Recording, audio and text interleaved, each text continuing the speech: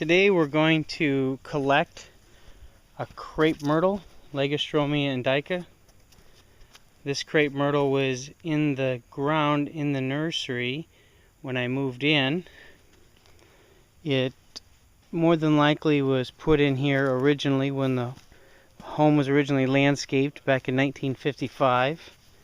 It has a pretty impressive trunk, completely hollow.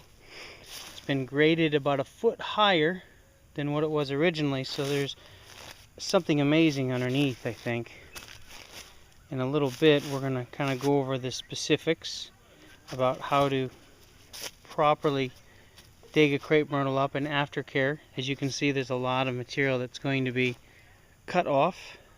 We do have our intermittent mist put up, so a lot of these branches, like this one up top with this interesting movement, but then it has zero taper and zero interest, we'll cut it right here and put rooting hormone on it, put it in the mist with this low branch here left to grow unrestricted. It'll actually help flare this base out over the next couple years to have an interesting piece of material that maybe has an interesting base and flare.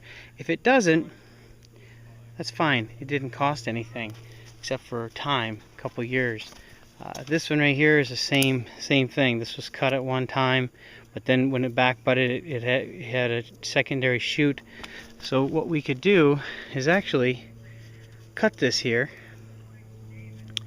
and put this in the mist with some rooting hormone in inorganic aggregate, and have this root to ultimately have a sweet little tree.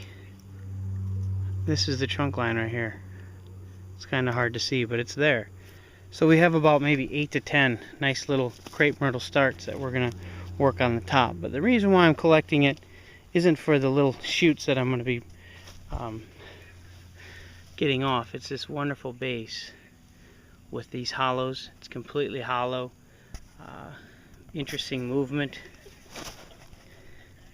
some motion, and lots of potential for bonsai. It's going to be nice.